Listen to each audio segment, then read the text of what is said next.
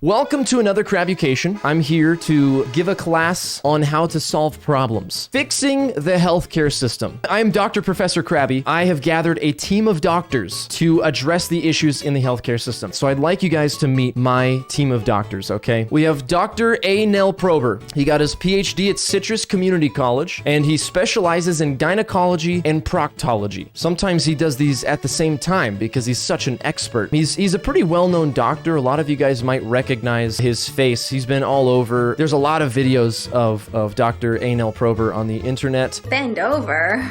Trust me, I'm a doctor. He's pretty renowned. One of the best gynecologists and proctologists you will ever come by or get cummed on by. Dr. Jack Kevorkian. He got his PhD in his 1969 Volkswagen van and he specializes in pathology and euthanasia. If you don't know who Dr. Jack Kevorkian is, you should look him up.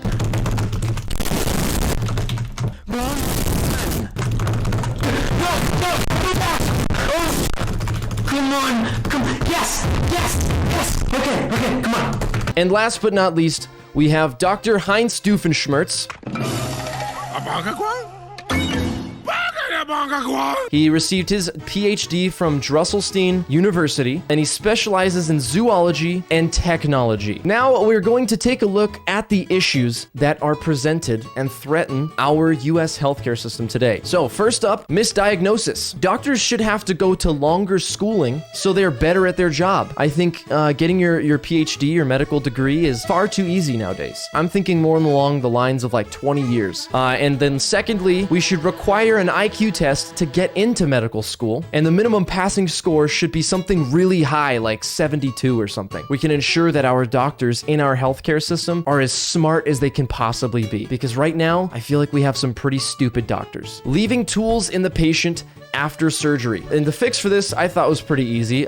We should just put a giant magnet over the operating table so that the tools get stuck to the magnet and they don't get lost in the patient. If he can just let it go and he's done with it, and it just goes boom and sticks to the magnet, and I see that serving no issues whatsoever. Any tool forgotten in a patient should have to be inserted into the doctor in the same location as a punishment. This will entice doctors to start keeping better track of their tools during and after surgeries so that they don't get stuck in patients. We have anesthesia errors. If you're not very calculated on your anesthesia diagnosis, then you could kill your patient. Solution for that, let's go back to what we did in the old days. Stop putting patients under during procedures and just get them really drunk.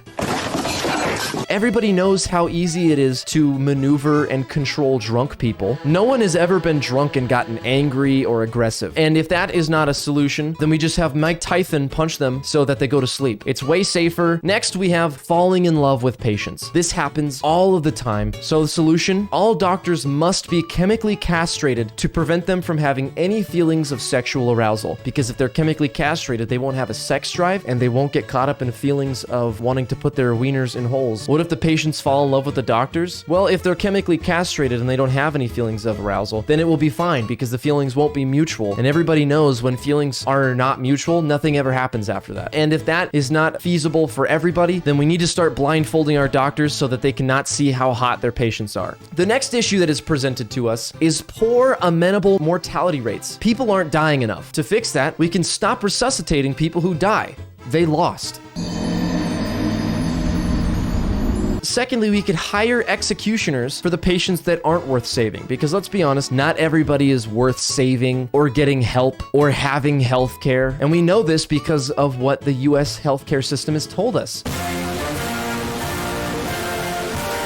You don't deserve healthcare unless you give us money. Stop treating old people. Obviously, they're first on the list. Secondly, people named John. There's too many Johns in this world. We need to start lowering the amount of Johns. And next, people who arrive dead for obvious reasons. And anyone who uses words like swag or bussin' unironically, just no. People who would describe boobs as just okay, they need to go. Boobs are rad. They're sick. And lastly, non-Twitch subs. Obviously, those, just get them out. That just cut the fat off society. If you fall into all of those categories, Wow. So the next issue we have is lack of transparency. I don't want to be able to see my doctors. He is very ugly.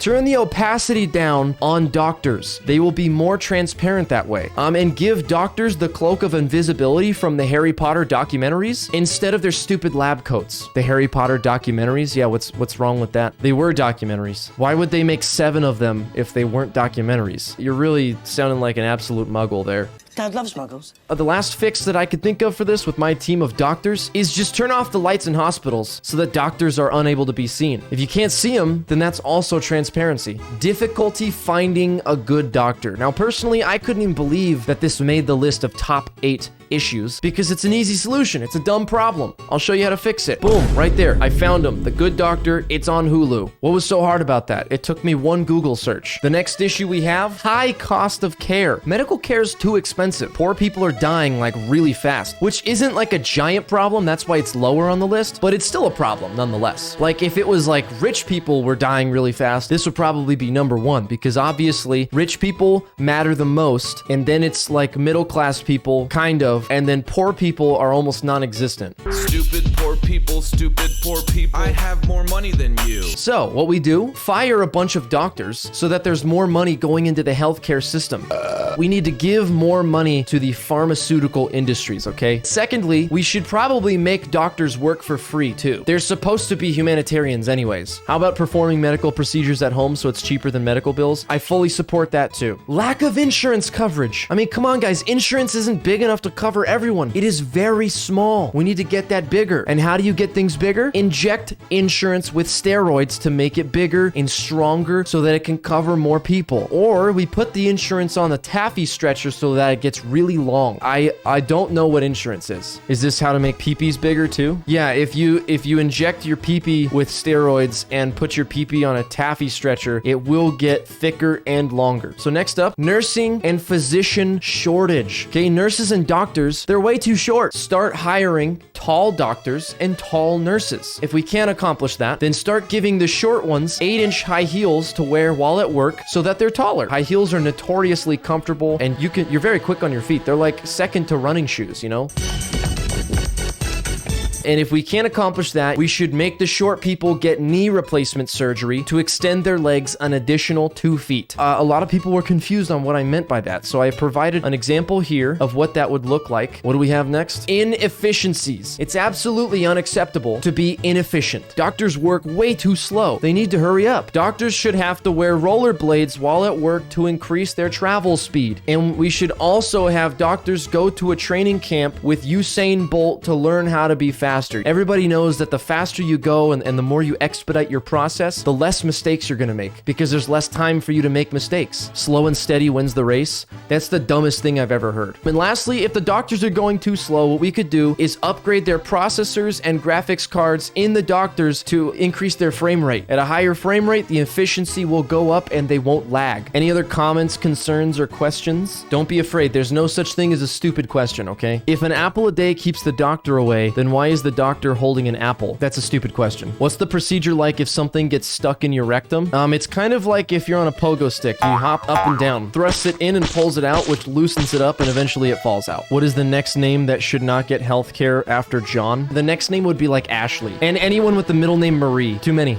Get rid of them. So in conclusion, addressing and fixing all of these issues will present a perfect healthcare system with 0 problems or issues. Now, we ran the statistics. We did math. We're doctors. We don't do math. But we ran these calculations, and it came out and showed that if we do all of these things, incorporate all of these fixes that myself and my team of doctors have presented, there will be 0 errors. If any of you guys are doctors or are planning to be doctors in the next 16 to 20 years, because that's how long med school is going to take now, use these solutions. Incorporate them into your hospital, and your rates are going to go through the roof. Your patients are going to start giving you crazy good Yelp reviews. Thank you so much for coming to my presentation, to my lecture.